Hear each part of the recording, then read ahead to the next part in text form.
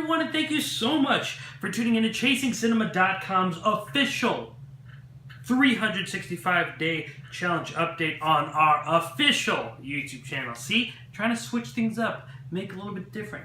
Throwing some spice on it. Week 28. Last week I had a great recap of week 27, which was Movies and Candy Week. If you've not seen that yet, make sure to click that white eye right above my head. Click it, a bunch of links drop down. You'll be able to watch my week 28 update.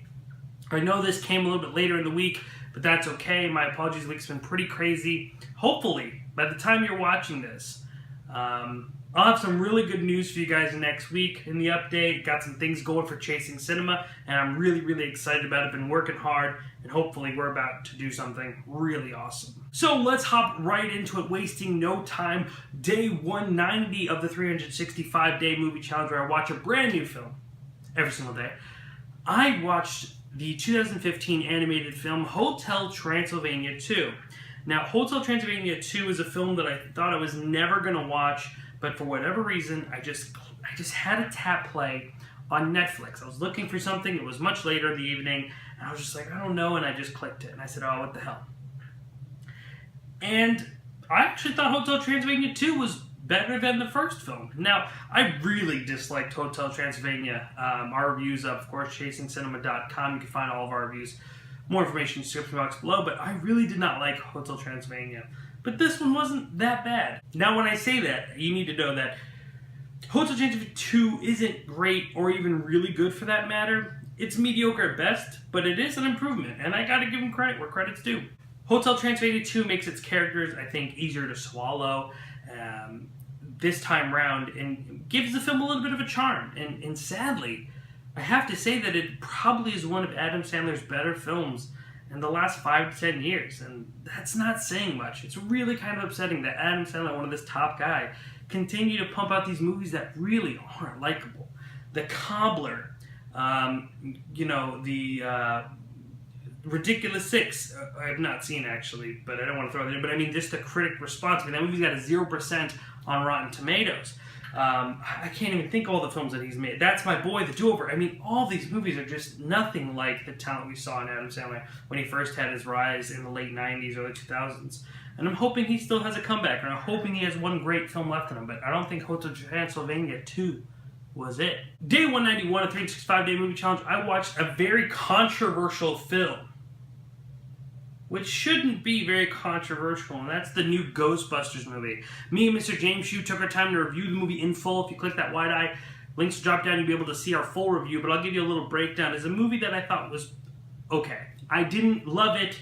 I didn't dislike it. It wasn't a movie that I thought was awful. It was good. It was okay. I mean, it's a movie that I think a lot of people liked more than me, to be honest.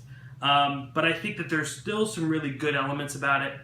I think that the way it introduces its, huge controversial criticism in the movie, I think is great. I think Leslie Jones, Kate McKinnon are wonderful. They turned Melissa McCarthy and Kristen Wiig down and turned those two up, and I think that really works. I think Leslie Jones was really the heart of this movie. I absolutely loved her.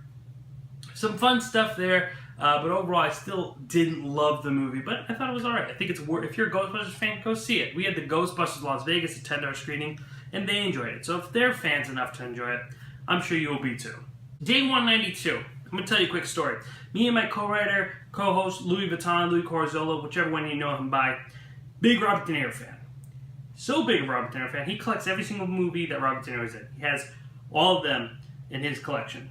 There was one that we saw a trailer for, I believe in 2013, 2012, called Killing Season, starring John Travolta and Robert De Niro, where John Travolta has this really bad Russian accent, and it's basically an hour and a half of them trying to kill each other. We made this promise that we had to watch that movie together, and we ended up not ever seeing it. He bought it in 2013 when it came out, but we actually never ended up watching it. Fast forward to this week, he had watched it, and I was like, oh man, what the hell? So I was like, alright, well I got to watch it. And I did. And I kind of regret it. Killing Season was easily one of the biggest messes I've seen on screen in some time. I mean, I just did not get it. And I don't mean the plot. The plot's quite simple. This one guy wants to kill the other, and the other has to defend himself, so in turn, kill him.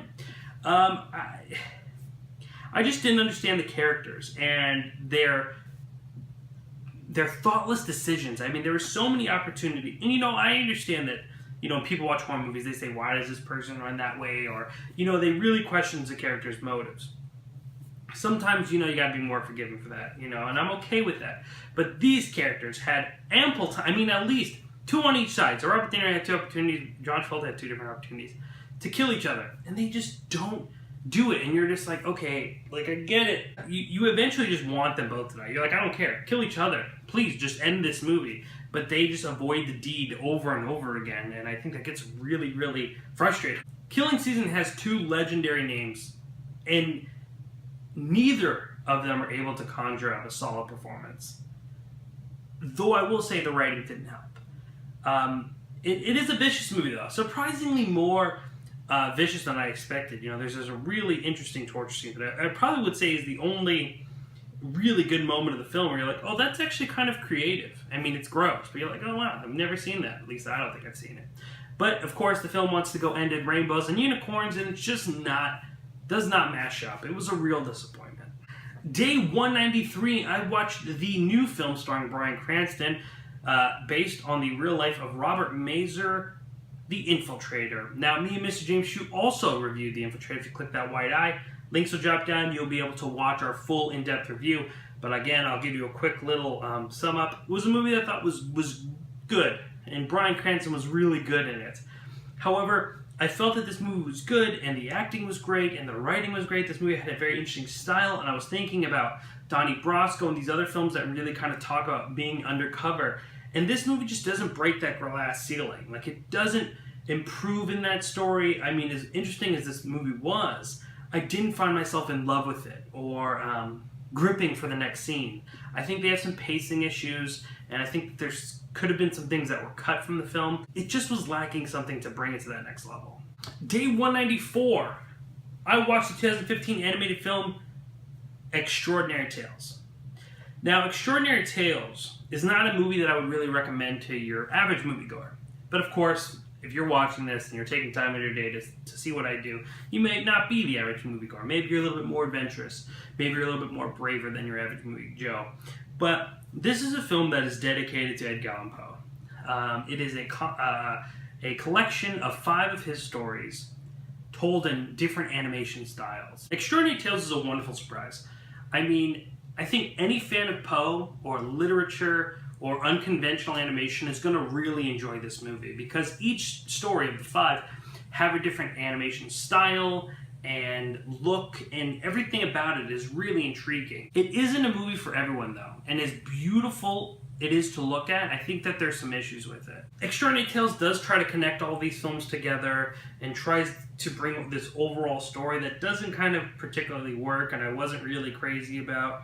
But I think that Extraordinary Tales for the literary fan, the fan of Edgar Allan Poe, would really enjoy these different styles of these classic stories retold. I think the Telltale Heart, my favorite Poe story, is done so well in this movie. It's so wonderful to look at. It's such an interesting style, and the way that it uses just black and white, and it was narrated by Bela Lugosi. Very, very cool.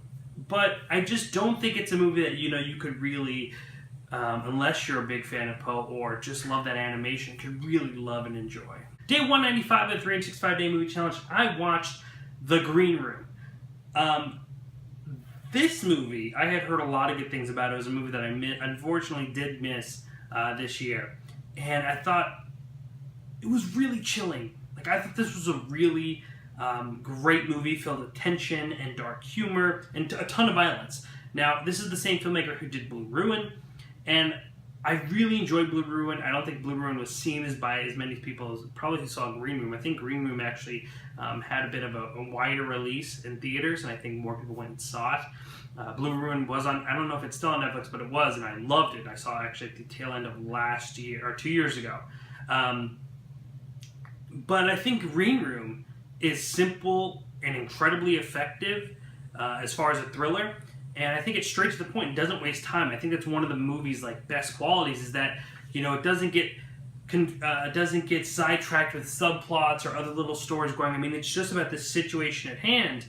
And I think the reason that is because it's just a well-written film. This is a movie that was just written really, really well. It's extremely smart, and it really, the way that it avoids swaying from the situation at hand really makes us feel in the moment. And I think a lot of movies want us to put us in a situation, but sometimes we get distracted, so we get those moments of relief where the green room, once we're in, and we're not out until we're out. And I think that's a really great quality of the film. I thought it was really good, but I will say, compared to Blue Ruin, I think I liked Blue Ruin more because I was more emotionally attached to these characters in the film, right? I think that Blue Ruin, I was able to learn more about these characters and be more interested with them, where Green Room, we're just kind of dropped off with these characters and we're just about to experience something. We're about to watch a situation unfold, and it never really lets us in emotionally. And I'm not saying that it needs to, because that being said, I think that makes Green Room really, really interesting, because you're just kind of watching this horrible thing unfold. But for me, I enjoyed Blue Ruin more because of that connection. Day 196 of the 365-day movie challenge, I watched the 2015 film that's on Netflix called The Invitation. And The Invitation was absolutely incredible. I loved every minute of the intensity and suspense. It is a film that slowly builds so much tension that you become anxious. You become as anxious as the main character of the movie, who just knows something is going on, right? You start worrying about everything that these characters are doing, because we're at this dinner party. You become suspicious of, and you're with this character, and you're trying to piece things together, and like you would a regular mystery or thriller. But I mean, this just works so effectively that you're really with there in that character, and you're just like, God, something is going on, and why is no one seeing it? It really reminds me of Rosemary's Baby. Not comparing the two films on a level of how good they were, but Rosemary's Baby really makes you feel lost and abandoned and trapped, and no one's listening to you, or at least Rosemary. But you feel that anxious and that anxiety, and I think that movie, The Invitation, does that really well too. The Invitation also has great performances and intelligent script, but I think what makes this movie so masterful is its pacing. It is artistic how beautifully paced this movie is. It's phenomenal. The Invitation is just seriously a chilling movie. And it is just constantly have you guessing and wondering and afraid of what's to come. I mean, this is a top-notch psychological thriller. And I was gladly lost in that mystery. I loved it. Check it out right now. It's on Netflix. Well, that's going to wrap it up for this week. A much shorter recap than last week, because I did 2 new films. Make sure to go check out the reviews for that, as well as my interview with filmmaker Amy S. Weber, which is still available. Please give that a check out. A bunch of new stuff. Guys, hopefully next week when I return, I got some really, really great news. Keep your fingers crossed for me. Make sure if you have any movie recommendations, comment below. Always interested to hear them. Make sure to slap a like on it if you enjoyed this video. Go watch The Invitation. Easily my favorite film that I watched this week. It was phenomenal, and I couldn't recommend it enough. But that's going to wrap it up. Ladies and gentlemen, I'm your host, Jacob Tiranno, and please continue chasing cinema.